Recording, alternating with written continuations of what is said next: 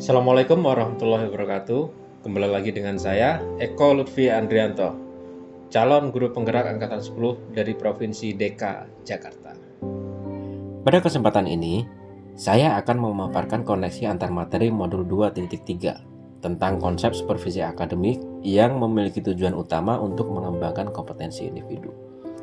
Pengalaman atau materi pembelajaran apa saja yang baru diperoleh?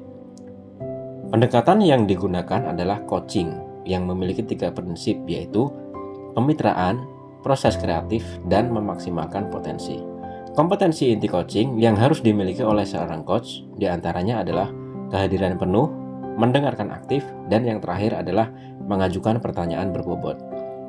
Percakapan berbasis coaching menggunakan alur tirta, yaitu tujuan, identifikasi, rencana aksi, dan juga tanggung jawab. Terdapat 3 tahapan dalam supervisi akademik, yaitu praobservasi atau perencanaan, observasi pelaksanaan, dan tahapan terakhir adalah pasca observasi atau tindak lanjut. Apa saja emosi-emosi yang dirasakan terkait pengalaman belajar? Emosi yang saya rasakan selama mengikuti pembelajaran di modul 2.3 ini diantaranya adalah pertama, cemas. Saya merasa cemas sebelum mengetahui isi dari modul 2.3 ini.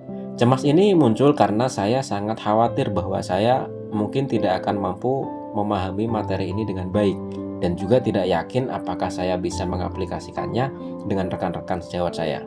Kedua, tertarik. Setelah melakukan eksplorasi konsep, minat saya untuk lebih memahami isi dari modul ini mulai tumbuh. Ketiga, gembira. Saya merasa sangat senang sekali ketika saya berhasil melakukan praktikum bersama rekan CGP di ruang kolaborasi dan demonstrasi kontekstual.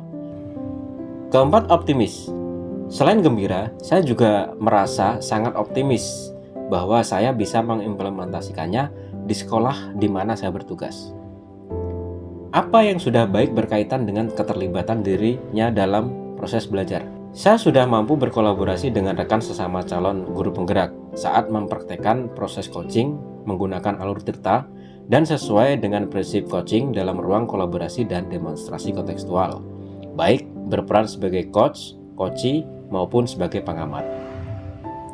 Apa yang perlu diperbaiki terkait dengan keterlibatan dirinya dalam proses belajar? Menurut saya, hal yang perlu diperbaiki adalah kemampuan saya dalam mengajukan pertanyaan berbobot agar dapat menggali informasi permasalahan pada diri coachee sehingga dapat menemukan solusi atas permasalahan yang dihadapi oleh coachee. Apa keterkaitan terhadap kompetensi dan kematangan diri pribadi? Setelah mengikuti modul 2.3 tentang coaching dalam supervisi akademik, saya telah melihat perkembangan kompetensi saya.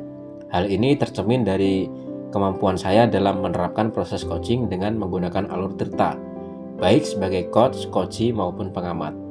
Ketika saya terlibat dalam proses coaching, penting bagi saya untuk dapat mengontrol asumsi-asumsi pribadi dan juga emosi agar saya dapat berpikir dan bertindak secara matang, sesuai dengan prinsip-prinsip coaching seperti kemitraan, proses kreatif, dan pemanfaatan potensi secara maksimal.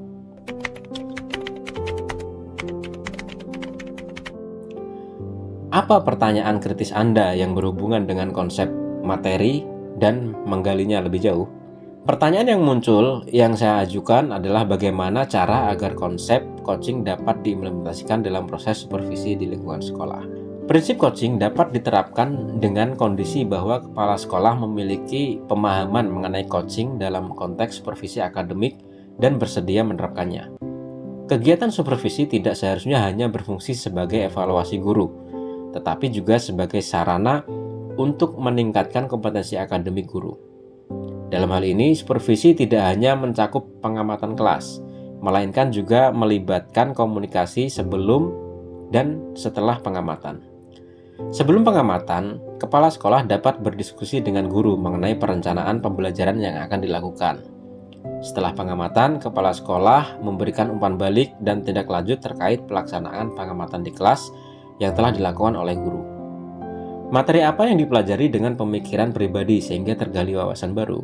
Coaching dalam supervisi akademik memiliki dampak positif terhadap perkembangan pemimpin pembelajaran yang berfokus pada kepentingan murid. Keberpihakan pada murid merupakan aspek penting dalam lingkungan sekolah. Untuk mewujudkan pendekatan pembelajaran yang berfokus pada murid ini, guru perlu memiliki kemampuan sebagai pemimpin pembelajaran. Sebagai pemimpin pembelajaran, guru harus memiliki pemahaman yang mendalam tentang perkembangan murid termasuk aspek kognitif, karakter, dan sosial emosional.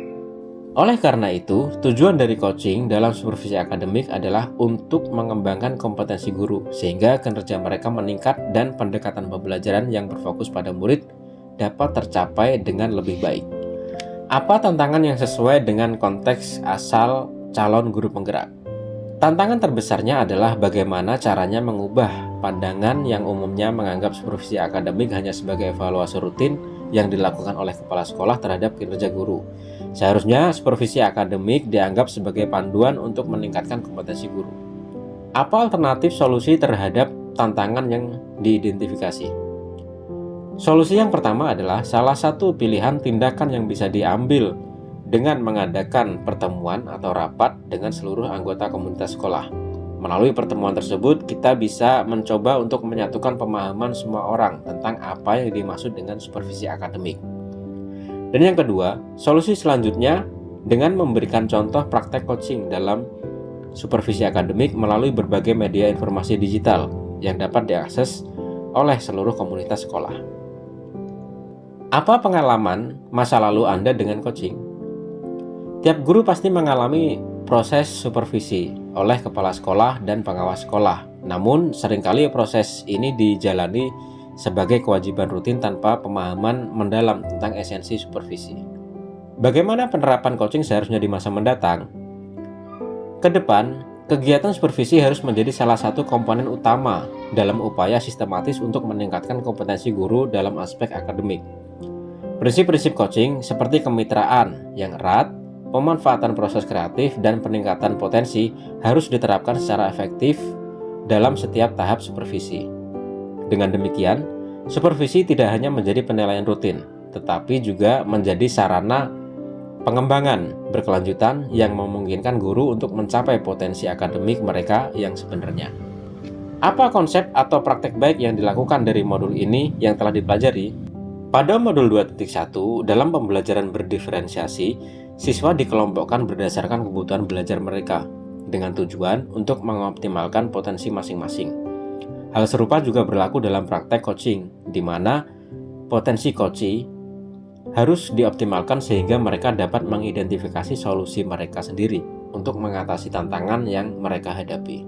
Modul 2.2. Dalam pembelajaran sosial emosional, terdapat teknik berupa stop dan mindfulness yang digunakan untuk menciptakan lingkungan yang lebih kondusif, sehingga ketika melakukan coaching, seorang coach juga perlu menerapkan teknik ini agar dapat menjaga fokus dan hadir sepenuhnya saat melakukan proses coaching.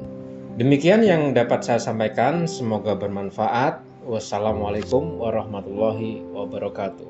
Salam dan bahagia.